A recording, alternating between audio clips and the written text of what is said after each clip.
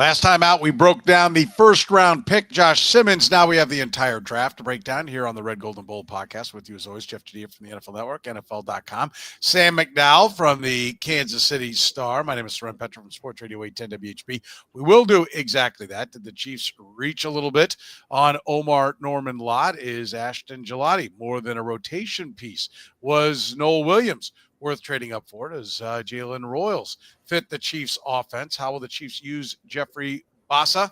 Did the Chiefs wait too long to draft a running back? What's the real story with Shedeur Sanders? Also, I forgot we had one more. I put it on the rundown somewhere, but now I'm not.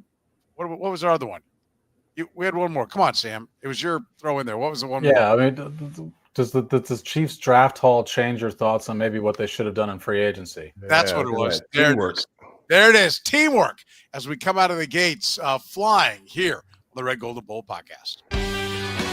You are listening to the Red, Gold, and Bold podcast, the most in-depth analysis of the Kansas City Chiefs on planet Earth, breaking down the Chiefs like no one else can. Red, Gold, and Bold is hosted by Jeff Chadiha, Sam McDowell, and Soren Petro. Jeff Chadiha is a senior columnist and on-air personality for the NFL Network and NFL.com. Sam McDowell is a columnist for the Kansas City Star. Soren Petro is the afternoon drive host of the program on Sports Radio 810 WHB in Kansas City.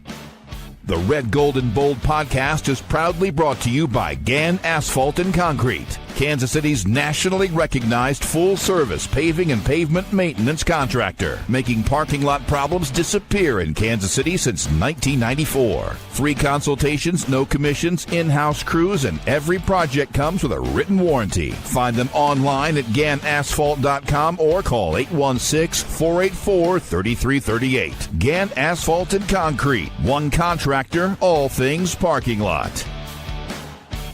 Now, here are the hosts of the Best Chiefs podcast, Jeff Chadiha, Sam McDowell, and Soren Petro.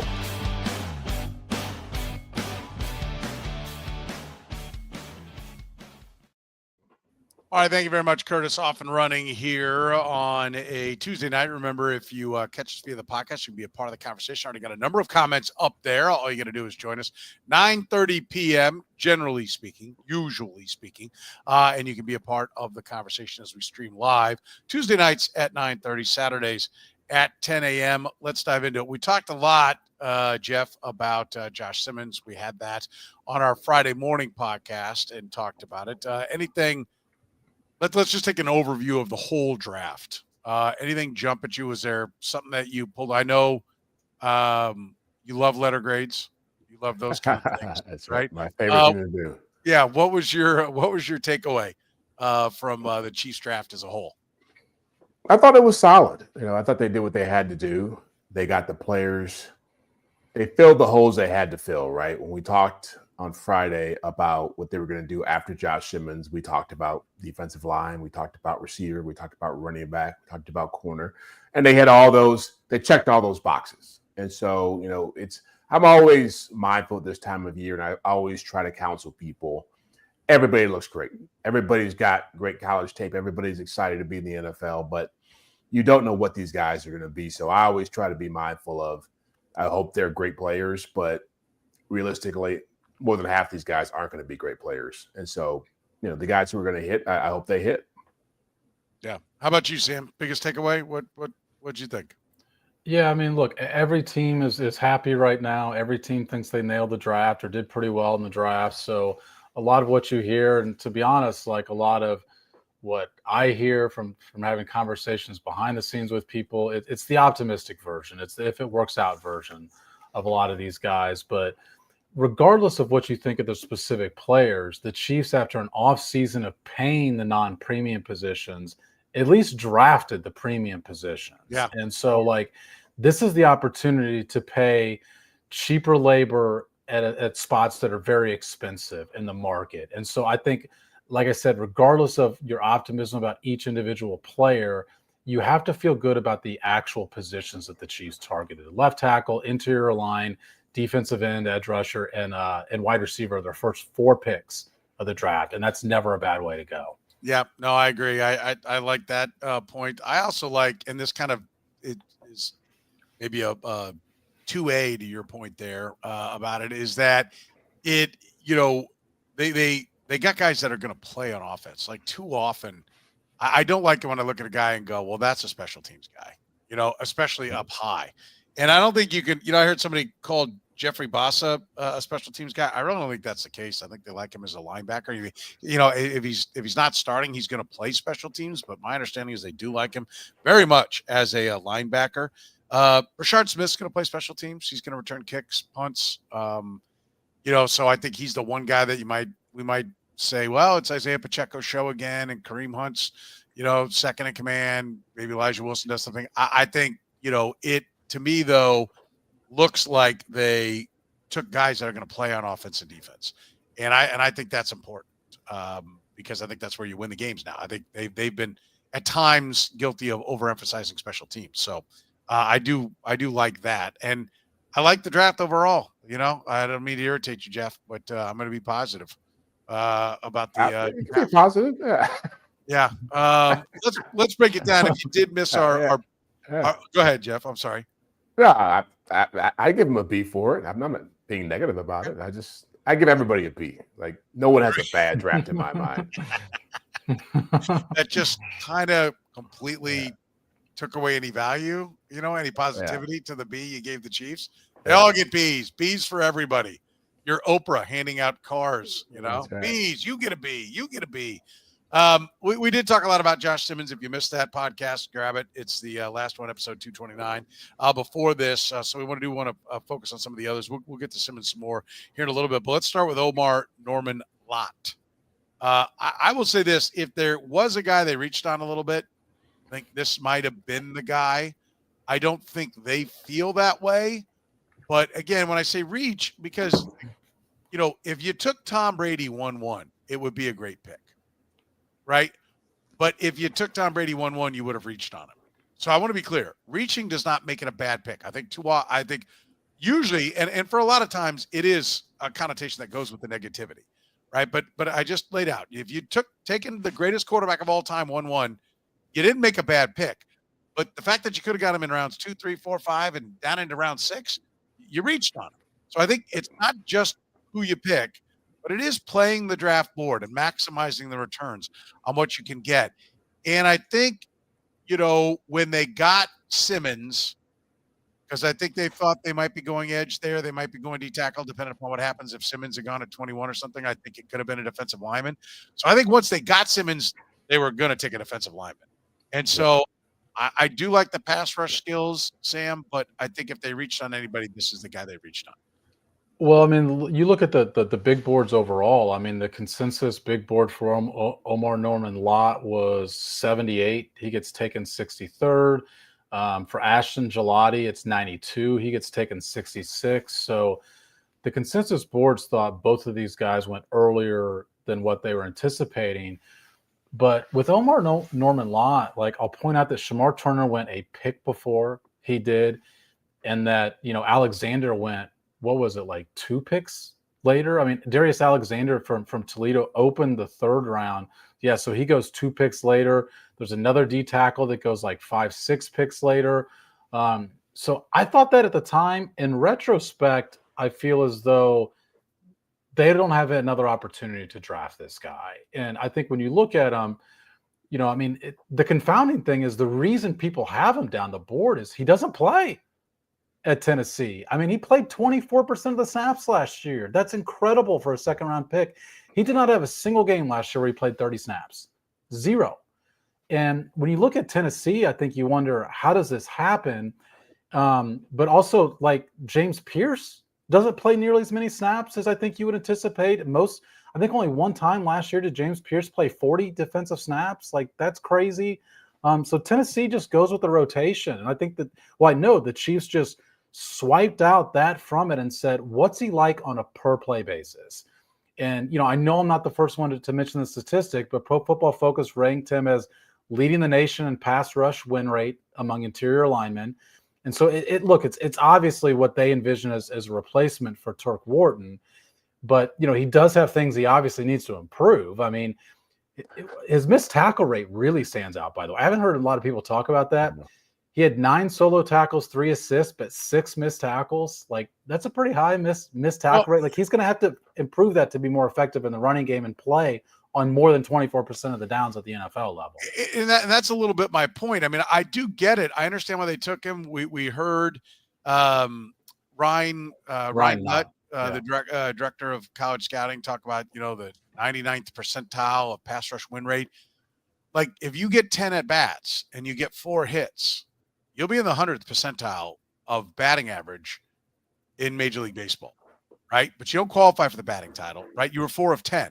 Now, I'm exaggerating to make a point, right? There's a reason why you have a minimum number of at bats to win a batting title. It's many more than 10. But like 25%, you would not qualify for a batting title, okay, in baseball. You got to have more than that. And I think that sounds great. I think that's what the Chiefs are saying. I know it is. It's what Nutt said on the press conference yesterday. They're pitching that pass rush win rate. But is it so high because he didn't get that many snaps? Yeah. Right? And is it because, he's fresh all the time? Which is that's not a bad thing. It just means you got to have a pretty good rotation. And I think they'll have that. And you want to share some bodies in there, but they weren't playing him for a reason. And I understand. And everybody, like, I'll go back to what Sam said here, Jeff. I think Sam made a great point. What he's hearing about it is kind of the positive spin. If it all works, if he can carry that pass rush win rate over into the NFL and then do it while playing 60% of the snaps, 75% of the pass rush snaps, great pick, right? But if he doesn't carry that rate over, like, I think you do have to wonder a little bit. And I've heard NIL, they got to keep everybody playing. They didn't want to lose anybody. Well, okay, that's great if you won the national championship. But if this guy was so good rushing the passer, that's an important statistic. Why didn't you play him more? So, I don't think it's a bad pick. I just think and I think Sam's right. I think he would have been gone. Was there another guy you could have taken? I don't know. Was there another position you could have gotten to? I hear what Sam's saying. I think everything he's saying is right. I still think this one is a little bit of a reach. How did you view this one, Jeff? Well, it's a reach, but it speaks to the depth at defensive tackle in this position. And Brett Veach made that clear before the draft, that this draft is deep in defensive linemen, but the edges stood out way more than the interior players did. And so I totally understand the idea of, okay, we're down to a place where the guys below this guy we're not really in love with at all. And so maybe we have to take a reach here to get what we want, which is a guy who can be disruptive on the interior. When you watch the tape, he does flash on the tape. Yes. And so that's without a question. But I agree with you. The idea that somebody's going to have a higher pass rush win rate playing more snaps against better players probably doesn't fly. And so ultimately, I see him as a guy who will be a rotational player.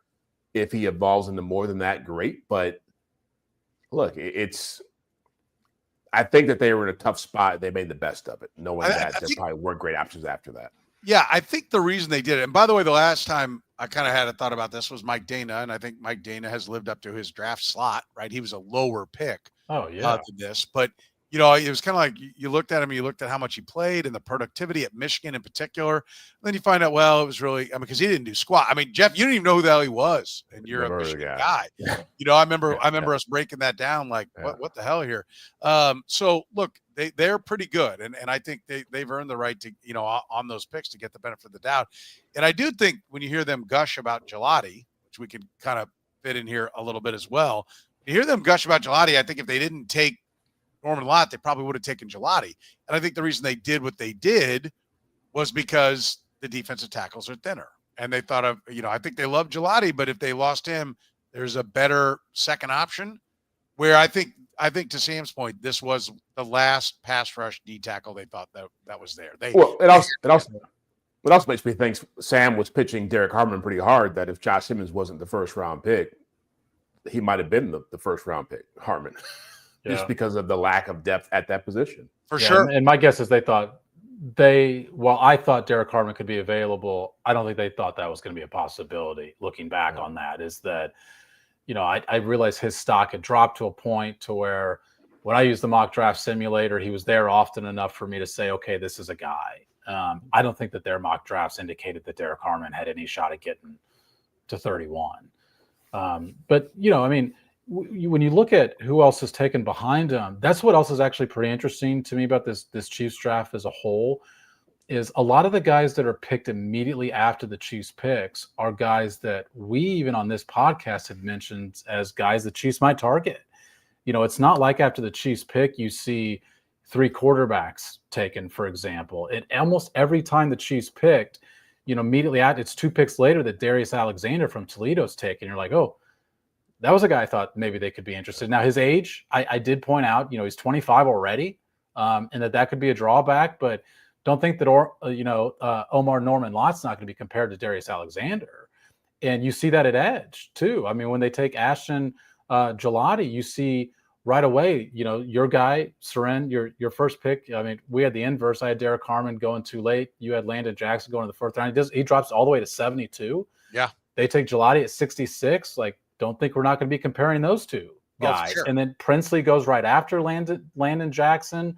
And that happened at wide receiver. They passed on running backs who we thought they could take. Like, throughout this draft, there's going to be comparisons to where it's not going to be you mentioned, I thought, a great point on I think it was Friday, Soren, where not a lot of people had T. Higgins going, at that point. You compare T. Higgins because he's a great player. These are examples where we're going to be comparing them because we specifically mentioned their possibility to Kansas City beforehand. This isn't just going to be hindsight if Landon Jackson outperforms Ashton Gillotte. Yeah. No, and I think it's one of the things that, like, if you want to really dive into the draft, put some names down, write it, follow it, and see. You'll see how hard it is. You'll see how often you're wrong. And you'll get excited when you're right, because it's not easy. And these guys put a lot of work into it and a lot of time on it. Ashton Gillotte, rotational piece, every down guy. Like, I am, Jeff, everywhere I turn, and that's not just the Chiefs organization, outside of his organization. Lots of people really like this pick, right? Like, they really like this pick. Now, if everybody loved this pick, he would have gone even higher. Yeah. Well, he wanted to. Did you guys see the Athletic story today with Mike Silver? Mike Silver got incredible access with the Jaguars to where he was embedded in their war room. And the Jaguars are discussing taking Gillotte, even though the subsequent discussion is we don't need a defensive end. Yeah. They just liked that he was going to be available. The Rams are trying to trade for the Jaguars picks. That's what they're debating. Well, we like Gillotte, though. Do we really want to trade this pick? Well, once Gilotte's gone. To be fair, they liked the running back first. They did, yeah. And he came off the board, and then they were still like, I don't know if we want to trade down. I think the Rams, Lions, and somebody else that was mentioned in that we're talking about coming up. And then when Gillotte goes, they're like, okay, let's do the trade. And then the trades went away. The Rams are like, we don't, the Rams wanted Gillotte. Yeah. So there was interest in him, but what do you get with this kind of guy, Jeff, in your mind? Well, you're getting, I think, sort of what's becoming a more trendy pass rusher in the NFL, which is a guy who brings a speed, who can convert speed to power, right? It used to be that you wanted the guy with the great bend, and that's still a coveted asset to get a dude like a Von Miller, Derek Thomas type edge rusher. But there's so many more guys now, and the Eagles had a ton of them in the Super Bowl, by the way, who could take speed and turn it into power and just run right through people to the quarterback. And that's what this guy specializes in. And again, he pops on the tape. You see it, and you saw the Chiefs. You saw Ryan Nutt talking about that a lot. That they love that about him, that ability to really push people around. He doesn't have super long arms, but he knows how to use leverage. He knows how to set an edge, and he can be the kind of pass rusher, not the tall, lanky guy we're used to seeing in a Steve Spagnuolo defense, but a guy who's probably a lot like Frank Clark, to be honest with you. He seems to have that kind of build and that kind of mentality. I think that's an interesting point because neither one of the defensive linemen are kind of Steve Spagnuolo guys. Yeah. And so I'm not sure what to make of that. I mean, in some ways, I make of it that they must really, really like the skill set that they bring because it's not his prototype guy. So they are enamored by the pass rush abilities of Norman-Lott. I think they do like, and I think, what was it, Matt, who put up like the RAS score? I don't know. Is this true? I know it was high, but he says 9.75, which is the overall athletic score for the kid. I had one. There's a couple of people in the league in personnels that I like to call and talk through the players. And one of the comments was like, well, if his arms are a little longer, he goes in the first round.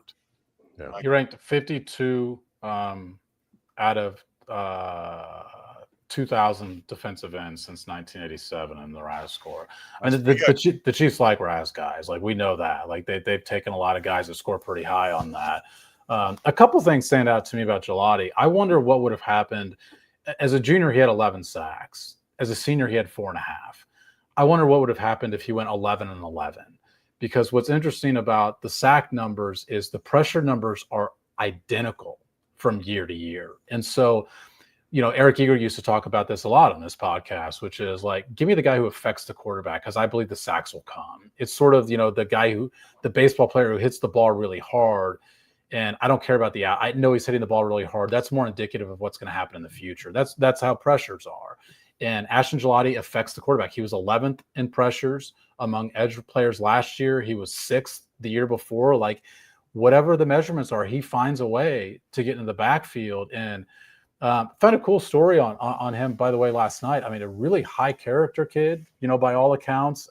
He actually gave away some of his NIL money to charity, which is an incredible thing. And I'm not a believer that makes his ceiling higher, but I am a believer that, a high character does make you more likely to reach your ceiling. Like, I think he's more likely to get the most out of his ability. I don't think it changes what his ability is. I just think it makes you more likely to get what his ability is. And you can't have enough guys like that in your room. It's not a bad thing to have when you've got somebody who does affect the quarterback a lot, who has that kind of personality, that it like I said, it's a good thing to have in your room. Yeah, no, I agree. They get a couple of defensive linemen; those were need positions, and I think there are a lot of traits to like from it. And as you said, Sam Doba, these are not only need positions for them, but they're priority positions in the NFL. They're difference-making positions in the NFL. If you want to make a difference with your business, make a great first impression with a perfect parking lot. It's what Gann Asphalt and Concrete specializes in. Gann Asphalt and Concrete, proudly serving the greater Kansas City area. Nationally recognized full-service paving and pavement maintenance contractor. Locally owned and making parking lot problems disappear in Kansas City since 1994. Let Gann educate you about the most cost-effective way to solve your parking lot problems. Free consultations, no commissions, in-house crews. Every project comes with a written warning. Gann Asphalt keeps your parking lot safer and helps you and your business avoid unnecessary delays and costly expenses. Find Gann online at GannAsphalt.com or call 816-484-3338. Gann Asphalt and Concrete. One contractor, all things parking lot.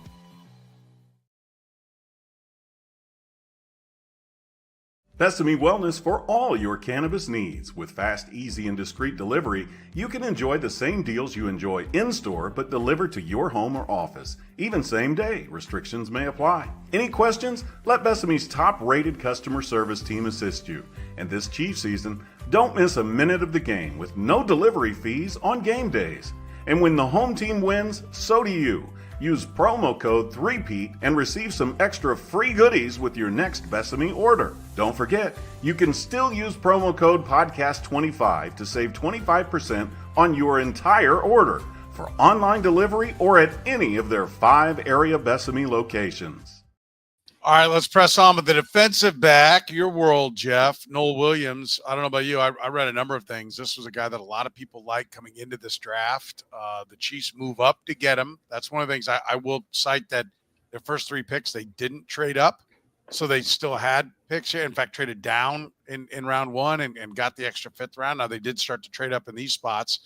But this is a guy that a lot of people really liked as well. I mean, again, you don't draft your football team based upon winning the mock draft world draft of the year. You do it on getting the best players, but a lot of people were pretty high on this kid.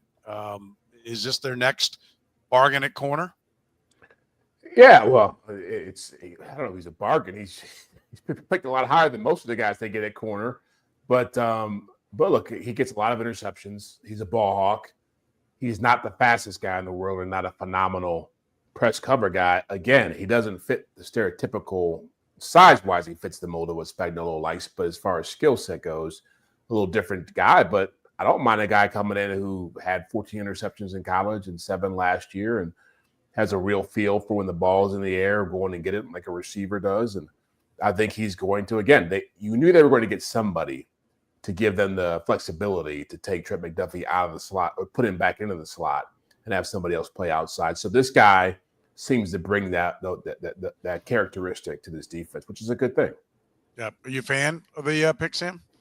Yeah, I'm not a fan of what it takes to get to the pick. I mean, look, I don't think that Nohl Williams would have been available at 95, but in the end, now the only thing you have to show for the Joe Thuney trade is the right to move from 95 to 85. That's not a great return for Joe Thuney, even given his age, even given his contract status, knowing if you're the accepting team on the other end of that trade, you're going to have to give Joe Thuney a contract extension. Obviously, the Chiefs got the best deal they could for Joe Thuney. It's not like they passed up a third-round pick in favor of a fourth-round pick, but they did make this deal. And the trade charts, when you look at it, the Rich Hill trade chart that I look at says to move from 85 to 95, you basically should have given up a mid-fifth rounder.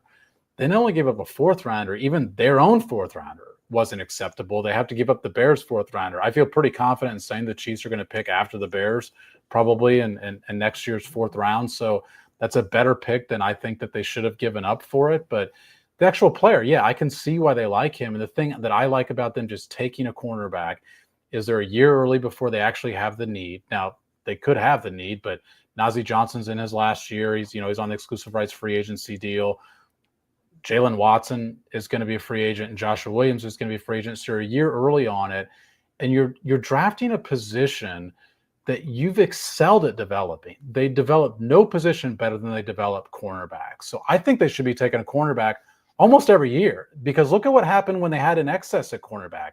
They're able to trade L'Jarius Sneed, and it's why we talked about Ashton Gillotte earlier in this podcast, because they traded from a surplus. This is a spot where they can best develop that surplus, and it's at a premium position. So I've always advocated, I think they should take a cornerback every year, just because they're so good at developing them. Yeah, I think I like the pick. I don't like the price. I know they had their guy. I mean, I think for this to work out, like, he would have had to have been valued as like a top of the second guy to make this draft pick worth it. And, if they did value him, then that makes, trading the fourth round pick next year, I guess, worth that. But I will say this, it has to work. When you put two picks into a guy, I'm not as concerned about what it was for Joe Thuney. And I know you're not like, oh, the ghost of Joe Thuney will, this is the Babe Ruth trade that's going to haunt the Chiefs forever. I know you're not there. I think Joe Thuney, when they said we're keeping Trey Smith, had to go. And I think getting a fourth round pick was probably pretty good, to be honest with you. Like, the fact that the Bears said they'd do it, because I think everybody in the league should have known they got to move this guy. It's the best they could do. Yes. Yeah. And so I'm not too worried about the fact that it came from Joe Thuney, but I think a fourth round pick, like, listen, we're gonna talk about Jalen Royals. And if you like Jalen Royals, that's a fourth round pick, right? Like, that's where it came from. That's a good football player if you're good at drafting. So this kid, he can't miss, right? This has to be the guy that allows you to walk on Jalen Watson, or, trade Trent McDuffie down the road for a couple of higher picks, the way you traded L'Jarius Sneed. Like, he has to hit. Like, once you move up for a guy, they have to hit. Like, moving up for Darian Kennard, nobody minds about Darian Kennard because they had so many picks and they had so many other good hits. But you should mind, because they used two more picks at a time that they, we're doing a pretty good job of covering the board, and they got nothing for him. They can't get nothing for this guy. He comes into a more pressure situation probably than he thought he would as a third round pick for that reason. Yeah. Because now you are the return for Joe Thuney, is the old third round pick, and Joe Thuney is now you.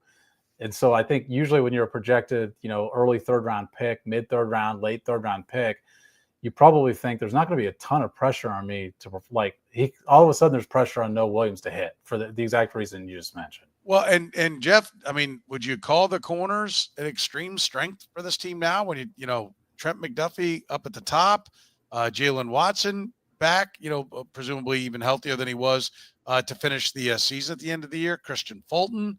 Now, this kid, I mean, pretty good depth. I mean, now Josh Williams becomes, a cuttable guy, and he was a guy that played good football 2 years ago. Yeah, I still call it a mixed bag. I mean, again, Nohl Williams, if he's a player, yeah, it looks good. But Christian Fulton has to stay healthy, which has been a problem for him. And I've never been a huge Jalen Watson guy. You guys like him a lot more than I do. I think he's a backup corner who should stay a backup corner. So if he's your third or fourth guy, that's great. But that means Nohl Williams has got to be your number 2, or Christian Bolden's got to be your number 2. I think our infatuation with Jalen Watson was he was not Najee Johnson last year. That's right. Yeah, I'm with you, but I think they've got a guy that they have a chance now to push Jalen Watson maybe to the 4th corner. And if he's the 4th corner, that's ideal. Yeah, if that happens, that's great. Yeah, for sure. All right, let's talk a little bit about the wide receiver Jalen Royals. Sam, mock drafted Jalen Royals. I think you had him in the 3rd round. I did have him in the 3rd round. Yeah, we both did. Yeah, that's right. Yeah, Jeff had him going to the Chiefs as well. Who cares what Jeff had? That's it's really. It's more about Sam, right? All about Sam. So you got to like it when they get him in the 4th round, or are you like me and have a little pause? Like, why was he there in the 4th round?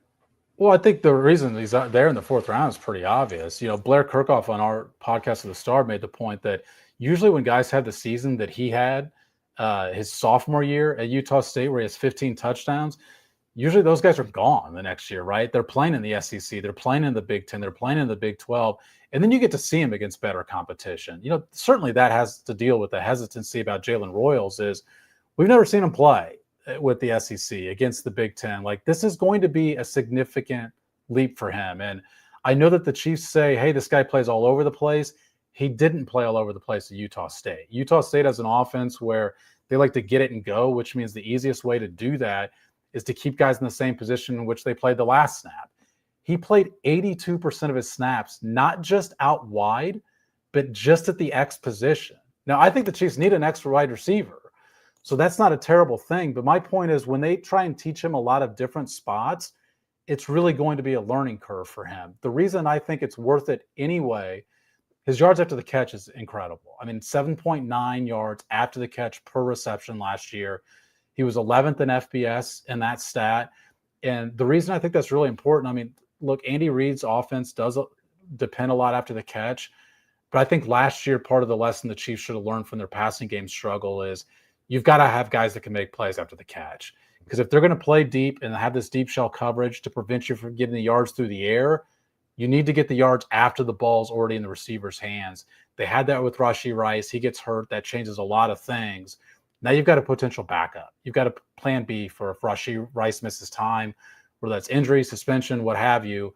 I just think you can never have enough guys who can make guys miss in the secondary. And if nothing else, whatever else translates, he at least has that. I'll go a step further. I mean, maybe it's just loyalty to Utah State, but I mentioned this on Monday. I'm like, because I do like the pick, and a lot of people had him projected maybe even bottom of the 2nd into the 3rd, and when he lasted the 4th, he didn't last. It wasn't Shedeur Sanders, right? It wasn't like, oh my God, this guy's here in the 7th. What are we doing? But you do have to ask, and like I said, maybe it was loyalty to Utah State, but why wasn't he at Alabama? Why didn't somebody come get him? I asked somebody in the league, I'm like, what do you best guess on why this guy was still there in the 4th round? And they kind of hemmed and hawed about other positions being deeper, maybe bigger needs. And then they settled on, well, and kind of a quiet kid, like the best wide receivers tend to be divas, right? And he's not a diva. I mean, Jeff, that's a check against him. Yeah. Well, I mean, not in this guy's mind, but he was just trying to speculate on why he would have maybe lasted longer than you would have thought going in. Like, can you not play wide receiver at a high level unless you're kind of a self-absorbed ass? He also got banged up too, right? He only played like 7-8 games. Just last year. He had a foot injury and didn't finish. He did play in an All-Star game I saw. So his injury, and the Chiefs expect him, rookie minicamp is this weekend. They expect him to be out there for that. Yeah. But who knows? I mean, not every kid's got to go play up, at a higher level once they have a good year at a mid-major school. So I don't hold that against the guy. But I do, like, as Sam said, they're running after the catch. I suspect that it's not just insurance if Rashee Rice gets hurt. It's probably he could be plan B if they don't want to hold on to him. They don't want to pay him big money. If he's asking for crazy money, when this deal runs out, he fits exactly. He's like a photocopy of Rashee Rice. And I love the idea of, okay, now you're not relying on Juju Smith-Schuster to do more than he's done in the past, or Hollywood Brown, or, these guys who are, these veterans who have had injury issues and haven't lived up to their hype in the last couple of years. You've got a younger guy coming in who could be a difference maker for you, who is a true receiver in college, who caught passes, who played X, who did all these things Sam talked about. You mentioned Rashee Rice. What was kind of funny is to give people just a sense of the covering it. The scout who was responsible for Jalen Royals, who said he had multiple touch points with them last year, even though it was Utah State, which is Greg Castillo, the West Coast area scout for the Chiefs. When he's asked, I think it was Adam Teichert asked him about, do you see Rashee Rice? Well, I'm not going to put that kind of pressure on him. I don't want to compare him to anybody. Then it was Monday that Ryan Nutt said, I kind of see, some Rashee Rice. Yeah. I mean, how could you not? He's about the same size. He ran actually a better 40. He did have 15 touchdowns 2 years ago. Led college football in touchdowns. I mean, I think that's a positive. I don't see anything not to like, especially in the fourth round. Like I said, totally agree. Yeah, I think you're real happy if you're the Kansas City. I think it's the best value they have in the draft. To be honest, I mean, we'll see, but I think value-wise, the first conversation we had about Omarr Norman-Lott and the first two guys, I told you where they were projected to go versus where they went. Nohl Williams, they trade. I don't think they get Nohl Williams if they stay at 95. Like, I agree with their thought process that that's the only way you get him. But I think Jalen Royals being there, to me, was the most surprising thing when you look through the draft is that guy's still there in the fourth round. I just think it's the best value they have, even if he doesn't wind up being the best player that they get. We'll take a quick break. We'll come back. We'll talk a little bit about Jeffrey Bossa, the linebacker, waiting so long to take a running back. First here from our friends at Whataburger. Your favorites are back, Kansas City. Now for a limited time at all your KC Whataburger locations, get the Mushroom and Swiss Burger, 2 large beef patties, Swiss American cheese, fire-roasted mushrooms, and creamy au jus.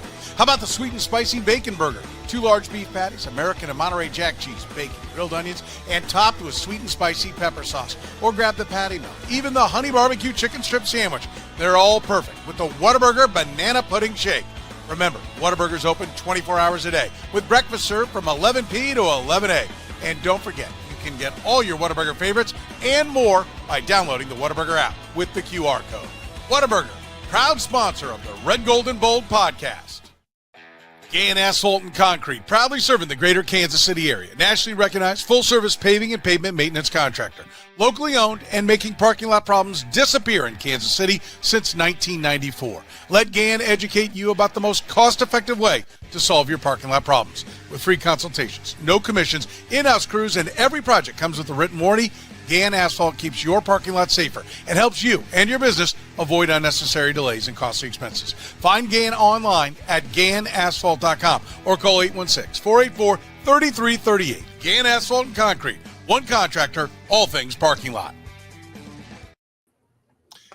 All right, let's talk about where they go next. That's Jeffrey Bossa.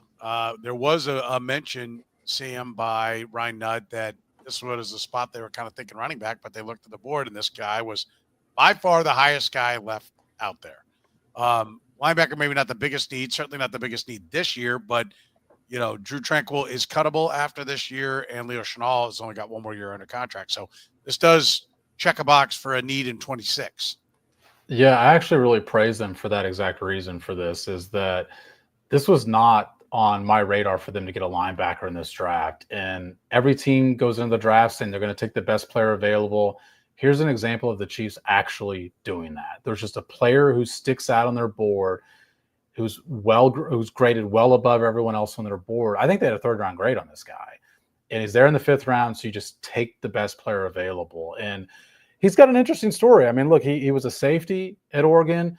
They had a need at linebacker. And as a freshman, he starts playing linebacker, switching positions at Oregon and playing. There's obviously some intelligence there that they really like, that I know Steve Spagnuolo likes. And they actually do have a skill set here that is not on their roster, which is, I would think, theoretically, that a former safety is going to be better in coverage than what the Chiefs have on their roster. A lot of us, including me, thought it wouldn't be terrible if they brought Willie Gay back on a veteran minimum deal, just because he can cover better than any other linebacker on their roster.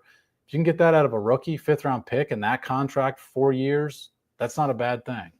Yeah, no, I agree. I kind of like the Willie Gay coming back, but now you get this kid for 4 years at on a 5th round salary. I mean, he's got to pan out. And, if Steve Spagnuolo was signing off on the guy, we know he values the linebacker because they repaid Nick Bolton, right? Like, so he doesn't see it as the running back of the defense. It's obviously someone that's important.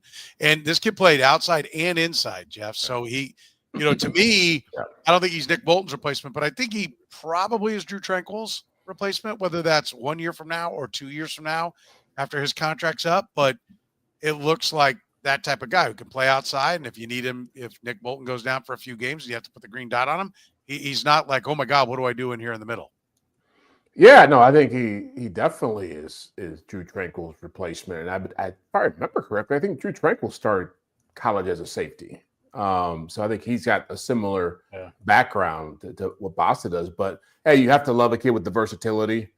I think it gives him a lot of creativity for what Steve Spagnuolo can do with that defense style. And maybe there's a case where you actually can have Bossa and Tranquill playing together, or maybe, like you said, injuries come into play. But I certainly feel like when I saw this pick that meant the end of Drew Tranquill's career after this contract runs out, which is not a bad thing. If getting a linebacker like this, the versatility, I love it. I think Royals and this pick were two of my favorite picks for this draft. Yeah, I like it too. And especially when I hear all the details about everything that's going on with it, that makes me, even more like, okay. I mean, like, this is like, to Sam's point, this is one where they, are, just like taking the best guy available. And I think that's smart.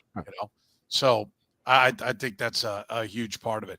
All right, one more that they took. But by the way, I want to mention this because I got some love here. Matt said he hit the I mentioned the patty melt at Whataburger. I will throw some love. Had the patty melt tonight. Awesome. It is. It's my favorite burger. It's at Whataburger right now. Go get it. I am a huge fan of the patty melt. So check it out. They do a fantastic job with it.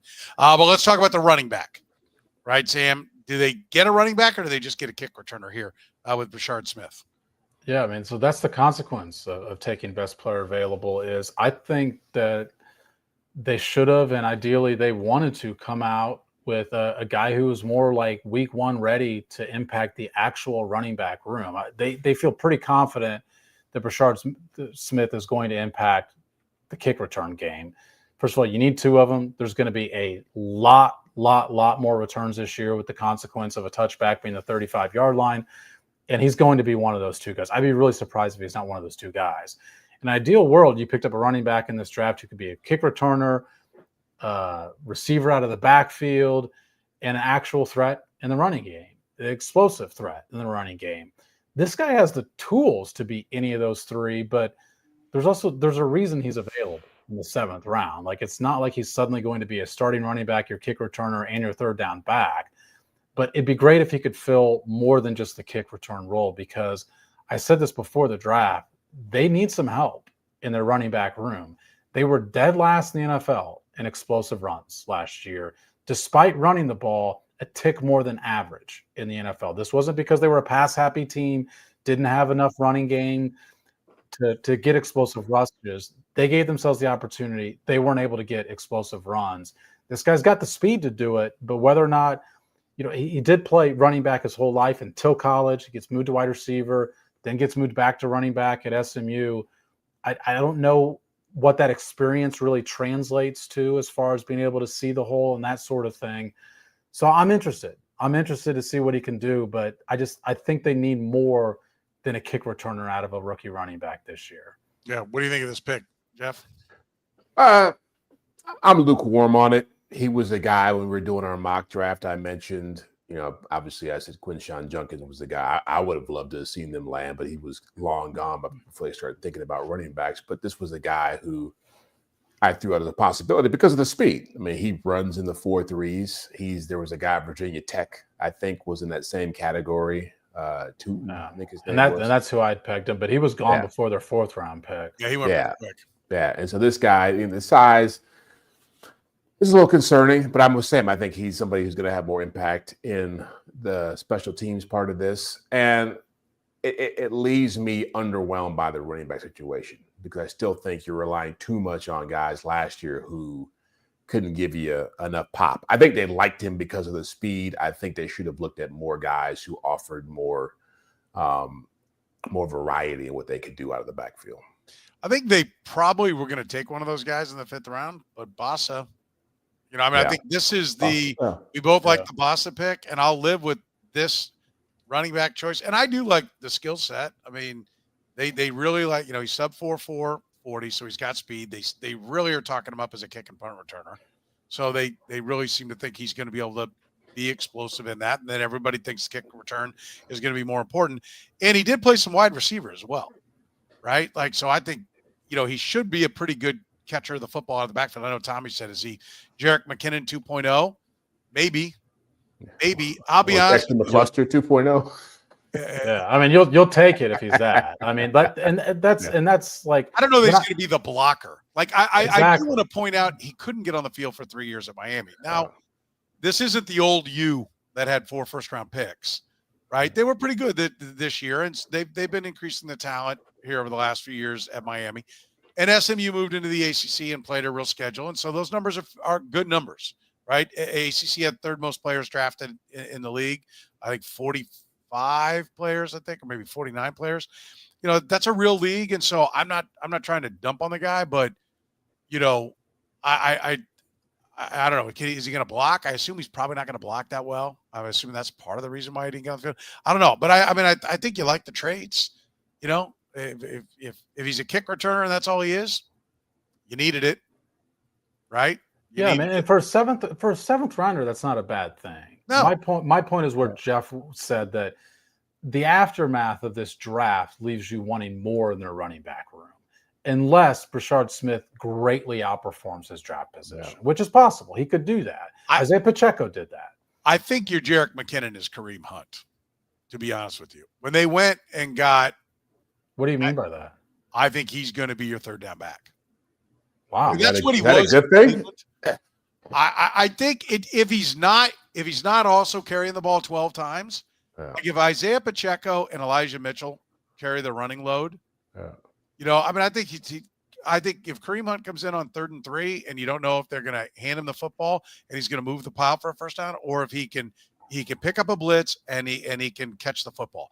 Do I think he's got a lot of wiggle and make people miss? No, but I also don't think they're going to spend a good coverage guy on him. When he comes in, they're going to, at least early on, they're going to view him as a power guy. I think he's going to be that's what he played in Cleveland.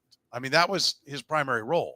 Nick Chubb was the runner, and he was in his mid-20s. Yes. I mean, he's not that age anymore. Well, I mean, look.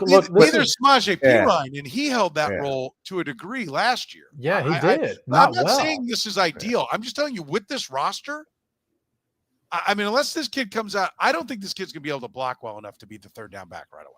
That's my opinion. And I keep hearing kick return, punt return, kick return, punt return, kick return. I agree. That's what I think he's going to do.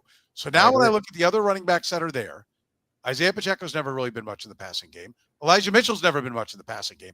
I know he came from San Francisco, and he was mentioned as being kind of like Jerick McKinnon. Nothing in his career says he's like Jerick. Kyle Shanahan couldn't find a way to make him a wide receiver. So I'm not saying like that. I'm just saying this is where I think it will end up, and I don't think that's awful. And I think if what you're doing is we're not exceptional, if you're the Chiefs going, we're not exceptional at running back, but we are exceptional everywhere else, then you're going to be just fine. I don't disagree with that, but where would you rank this running back room, for example? Out of 32 teams, I mean, I haven't looked where everybody is, but it's going to be in the bottom. It's in the bottom half for sure. If Isaiah Pacheco is back being Isaiah Pacheco. I think bottom 3rd for sure. And I think you could make an argument it's in the bottom 5 in the league. If Pacheco's healthy, I will say this. I rank it in the bottom 3rd. I am fine with that. Yes, I will rank it in the bottom 3rd. I have no qualms with that. But the best case scenario, healthy Isaiah Pacheco, healthy Elijah Mitchell, which I am not at all confident will be the case. Kareem Hunt, 3rd down back. This kid giving him some 9 miles per hour. Sam speedometer out, turn into a that's Sam timing with a sundial. Let's line up his 40. I mean, all those. So I don't disagree that's the best case scenario. But healthy Isaiah Pacheco, he was just injured last year. Healthy Elijah Mitchell, he missed all of last year. Kareem Hunt's in his 30s. Brassard Smith is a seventh round It's pick. the biggest weakness on the team. Can we agree? Yes. It's without a doubt the biggest weakness. There's depth at wide receiver. If Simmons is healthy, there's depth at offensive tackle. There better be depth at guard because they've got a lot of people they're throwing up there at guard. I think the offensive line looks pretty good. I even like the tight ends, right? With Wiley coming back. Quarterback, and Wiley, from my understanding, because people haven't heard an update on him for a while, I don't think he'll do much at OTAs this summer, but and I don't know that he'll open training camp ready, but I think the expectation is that he'll probably be healthy for the start of the season, even if he's not healthy for the start of training camp. But I like Noah Gray, and I had a guy from another team go, I don't know why they don't use Noah Gray more. He's like, I fear Travis Noah Kelce. Gray. I mean, that's the thing. When you have Kelce, you're going to kind of defer to him. But that made me, as a Chiefs fan, feel good about the player Noah Gray. Like, this guy liked him. He's like, I think he's a good player, and he's on he works for another team. So I think that's. But then we know Eric Eager works for another team now. Yes. It wasn't Eager. Yeah, that was my first reaction to that too. We also all know Eager loves him some Noah Gray. So we don't even that goes without saying. I'm saying another voice.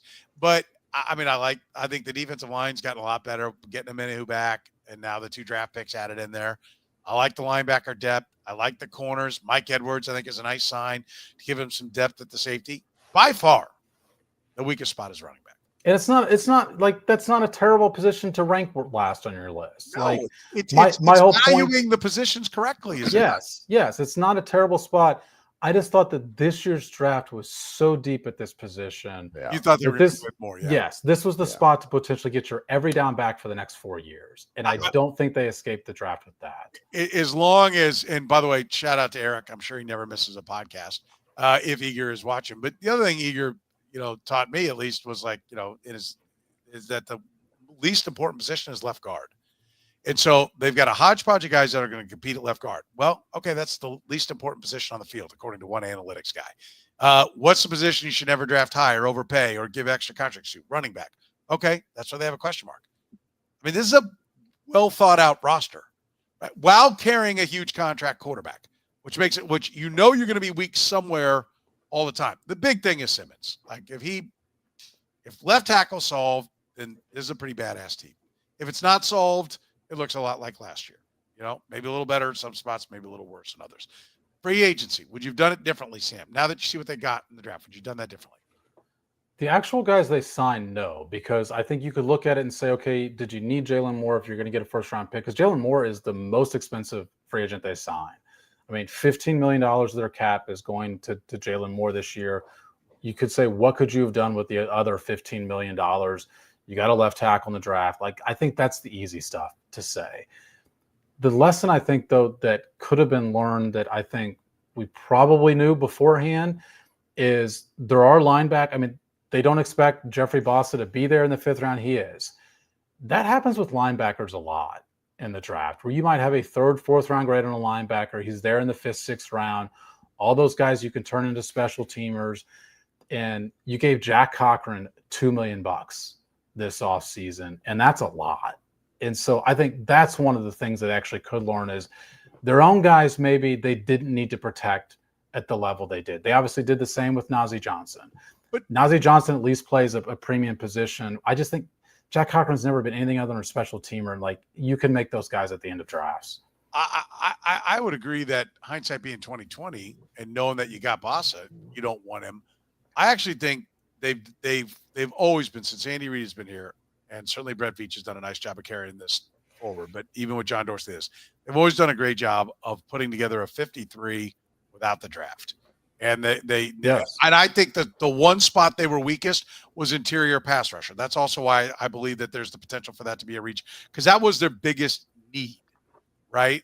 As far as, I don't know who that guy. I was going to have to be Charles Amenahu, which robs him from the end slot. But I think they want a rotation there. But I actually think they did a hell of a job. I wouldn't change a whole lot, because I think it enabled them to take, getting Jalen Moore enabled them to go ahead and take a linebacker, right? Getting Elijah Mitchell allowed them to take Jeffrey Bossa, right? If they don't have Elijah Mitchell, they may go running back right there because they need it. So I think, could we back it up and say we could take this guy off, we could take that guy off? Yeah, but I also think it's what enabled them to go best player available in most spots, which I think is the best way to draft. Absolutely. The reason that I'm pointing out linebacker to me is different is because Jack Cochran's not on the roster to be a linebacker. He's on the roster to be a special teamer.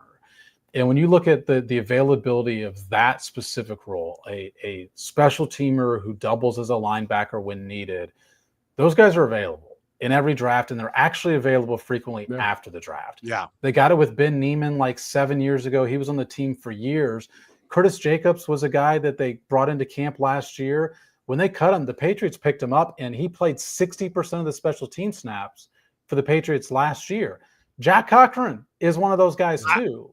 Those guys are just available. I will push back that they like Jack Cochran as a linebacker more than you're giving credit. And I think the problem was that they had to play Ben Neiman at linebacker.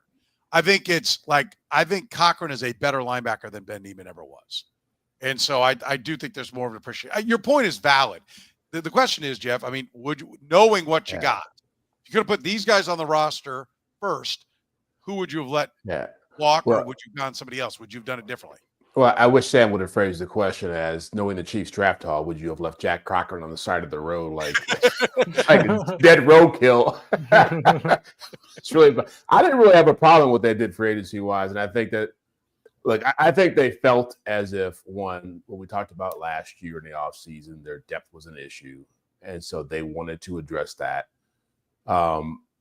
through free agency. I think they wanted to find as many bodies as they could, guys they trusted, guys who were cheap. And so I don't have a problem with that. I mean, you can question, did they overpay Nick Bolton? Jalen Moore he was necessary. I mean, there was no other option really there. And the guys like Jack Cochran I'm not into that roster building to that level. I think if you like a guy, there's every team that has guys like that who are special team dudes who they keep around for a decade, who Larry Izzo type players who you've got a special teams coach who likes those kind of players. So just Jack Cochran, good for him to get that kind of money. But ultimately, I think that they made some smart moves to try to have a team ready so the draft was not going to be a lot of reaching. Yeah. I know everybody wants to talk about Shedeur Sanders, and no one else has been willing to talk about him. No one else has been able to. It's been a quiet story. We're finally going to be the first to actually talk about Shedeur Sanders, but not for long. Jeff, you had some really interesting stuff when I heard you on with New Day with Stephen St. John. Just what do you think the real story is here on Shedeur? Oh, I think it's just, this is why I'm not a huge draft guy, because Shedeur Sanders is a perfect example of somebody who, a lot of hype, a lot of narratives, a lot of buzz, but really people didn't want to tell you the truth. And maybe that was because of Deion, maybe that was because of other things, but ultimately the league told you they didn't see him as a first-day starter. And I think that once he wasn't going to be that for you, the question became, can he be your backup with all the stuff around him? And I've had people tell me that. It's a lot like when Cam Newton, was out the free agent market after Carolina. It's a lot like Tebow. It's to be a backup in this league, to be a developmental guy, you have to have a different mentality. And people say, well, he's better than Dylan Gabriel, Jalen Milroe. Those guys want to be backups, and they want to work at their craft and get better. They don't want to have teams that want a guy walking in live streaming and, a whole camera crew around him. And if he's smart, he'll leave that behind and just come and work. But I think the big issue was and people forget, Cam Ward wasn't the first pick when this whole process started either. He worked himself into that position by doing interviews, by trying to impress people. And Shedeur didn't do those things. Yeah. Sam, what do you think the real story is?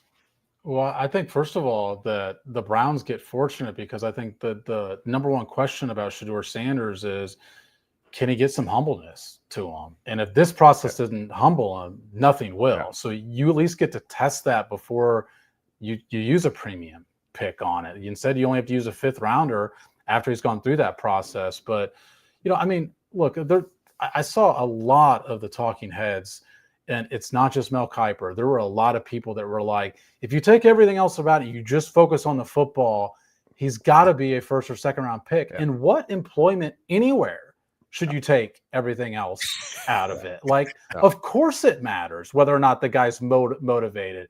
The fact that he's never been coached by anybody other than his father, and how's he going to adjust to your system? The fact that the stuff Jeff mentioned. I mean, I thought the most damning clips about Shedeur Sanders were the public ones where him and Cam Ward are interacting with each other. And even Cam Ward, those interactions are like, dude, you're taking a break already? Like, we just started. And Shedeur's giving him crap about his lack of endorsements. And Cam Ward's like, man, I just want to play football. And like, don't tell me that stuff doesn't matter if you're a GM. Like, how could it not matter? It would matter in our profession if you didn't think I was motivated to do my job. If you thought that I was more worried about the publicity that's associated with the job, it'd matter for all of us. I don't understand why we should cut that part out of it and only evaluate the football. This other stuff tells you, is he going to be a fit in your building or not? And Jeff outlined the reasons that he's probably not. Like, I just kept coming back to this, to the draft. Who is obligated to take him?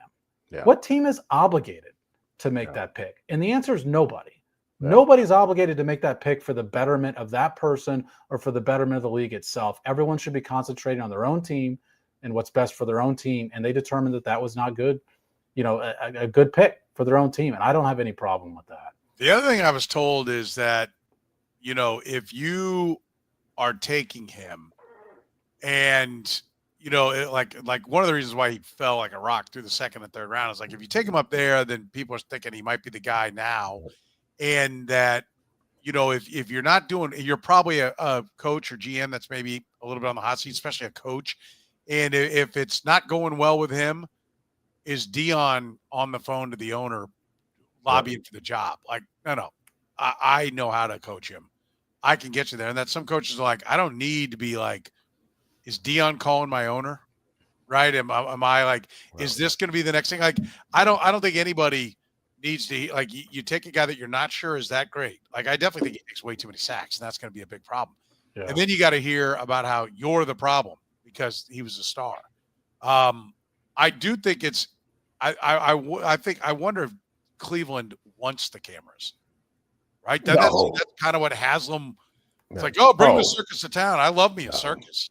Is he? I think the bigger question. The GM doesn't want it. Is he the best? Is he the best quarterback on the roster? Like, if you gave me even money for whether or not he starts 3 games, I would take it, because I think he will start at some point this year.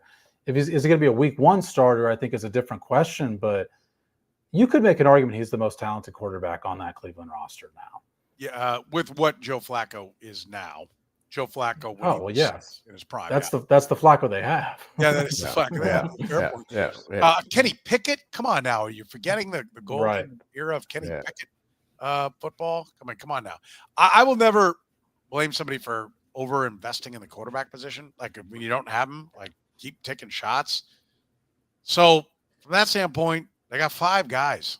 But they probably have another guy that's I don't even know about. That's like a camp arm that they're planning on. But I don't see how it could possibly work. Yeah, how are they going to split up Trent? I was wondering this, you know, as the draft after they took him. I agree with you, Trent. I don't mind them doubling down on quarterback. I do wonder, how are you going to split up the training camp snaps? Jeff, you've been to way more different teams' training camps than I have. The Chiefs give their 4th quarterback 1 snap at the end of every drill. 1 snap at the end of every drill. Who's going to be that guy? Like, I don't know, Jeff. Is it different at other training camps? No, it's the same. Well, the Browns have already made it clear that they're only going to carry 1 rookie quarterback. And so, it's 50-50 as if he's even on the roster, you know, or he's a practice squad guy or whatever once they get to September. So, he's going to have to make his way starting this weekend or whenever the rookie minicamp starts. I don't know that I buy that. No. I don't know that I buy that.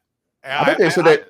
I'm pretty sure they said they weren't planning on taking 2 quarterbacks. I think where they're at, what it may end up being is they take the cheapest. They keep both the rookies and the winner of Kenny Pickett versus Joe Flacco, or the lower salary. I haven't looked at what they're each making, and the lower salary, so that they can eat the Deshaun Watson contract and walk there. Yeah, the Broncos model, by the way. Yeah, which, by the way, somebody asked Myles Garrett, you know, about his quest to win a Super Bowl right now. You know, it's not about the money. Okay. Well, he's got 2 more quarterbacks than he had a week ago. So you would take Kenny Pickett. You would take Kenny Pickett and those 2 rookies and let Joe I Flacco don't go? think Cleveland's going to win anything. I would not keep Pickett. I would keep the two No. rookies and Joe Flacco. That's what I would keep. And I would walk on Deshaun Watson. I don't see anything in Kenny Pickett. No. So I would assume Joe Flacco's experience, the two young guys. Hey, and I'm telling you what they said. What I heard they said that. Oh, I think you're probably right. Yeah. But you asked me what I would do. Oh, okay. Probably whatever Cleveland doesn't do. Yeah. I would assume would be the right decision. Keep all four of them. I mean, what are the, like they've had 50 quarterbacks or something start a game since they got back to the league. Do you guys agree? Do you guys think Shedeur starts a game this year? Because I think he does. I think the Browns will be out of it. They'll give him a start. What do you guys think? Yes, I think he probably does. I mean, if I had to bet right now, yes. But let me see if it's such a circus in training camp that they cut him. I mean, he is a fifth rounder. That's a cuttable guy. Yep. A lot depends. Like Kevin Stefanski he's worked with Kirk Cousins. He's worked with Case Keenum. A lot depends on how they feel about Dylan Gabriel. Like he's the guy they drafted before. They took him in the third round. They took Shedeur in the fifth. They could have flipped it around. And so that tells me going into camp, they like Dylan Gabriel better than Shedeur. So he's going to have to he's going to have to knock Dylan Gabriel out of the way to start moving up the depth chart. Does the owner agree? Well, we'll find out. You mentioned the fact that he could get cut. Is there any in between starting a game and getting cut? I don't think there's any way he's on the roster and just sits. No, I think that's a great point. If he's on the roster, he'll start a game. He's either cut or he will start at some point this year. Yeah, that's what I think. I would agree with that assessment. That's what it looks like to me. I'll tell you the spot he should have landed. I'd go with that. The spot he should have landed was Kansas City. Like I think, or Buffalo, or the Chargers. For what? Anywhere where there's a quarterback that is unquestionably the guy, and it's like, sit down, son, and soak it all up. Learn. Like, you're not going to start. There's no chance. See that guy, Patrick Mahomes? He's the best in football right now. One of the best to ever play the game. And he didn't start to the last game of the year. You're not starting a game. Like, watch. That's the best thing for him. But it's not what he wanted, and it's not what he's going to get. So. There became a point in which that was a relevant conversation. Should a contending team that has an established quarterback take him? If he sits out a year, if he gets humbled by that process, I think there's no doubt you would get better than a fifth round pick for him. Whether it's 2 years from now, a year from now, whatever it might be. If you played him in preseason and he showed well, yes, or he got into a regular season game, a throwaway game, he'd have to play well. And I think you could get more than a fifth. The question is, what kind of circus do you have to? So that's what I was going to say. But the other side of that is you're talking about teams that probably didn't scout that position nearly as heavily, that certainly didn't scout that position nearly as heavily. Even if they did scout backup quarterbacks, they're not thinking Shedeur Sanders is going to be one of them. And are those teams worth the headache that not only potentially, but I would even say likely comes with that? And I think the answer on those teams is going to be no. And there's no way he's going to be your third quarterback and have that be a successful situation, right? He'd want to be at least one play away from playing in games for it to have some kind of value for him. Yeah, it's going to be fun to watch Cleveland and watch how they try to handle this. I'm intrigued. Right? It'll be fun to watch Cleveland, except for the games themselves. Yeah. Well said. Well said. Listen, you can always support us here at the Red, Gold, and Bold by supporting our great sponsors. Gann Asphalt and Concrete. For more than 30 years, they've been solving parking lot problems. One contractor, all things parking lot. If you own or manage a business, give Gann Asphalt and Concrete a call at 816-484-3338 or find them online at GannAsphalt.com. Our friends at Besame Wellness. Remember, you can use the promo code podcast25 to save 25% on your entire order at Besame Wellness, and our friends at Whataburger. Matt said it. Patty melt's fantastic. That's my favorite. You can also try the honey barbecue chicken strip sandwich. It's back for a limited time. So's the sweet and spicy bacon burger and the mushroom and Swiss burger. You can wash it all down with their wonderful banana pudding shakes. It is a great time. Always to get to Whataburger. Do you know they're open right now? That's right, 24 hours, and they even serve breakfast. 11P to 11A. For Jeff Chadiha from the NFL Network, Sam McDowell from the Kansas City Star, I'm Soren Petro saying thank you very much for joining us here on the Red, Gold, and Bold podcast.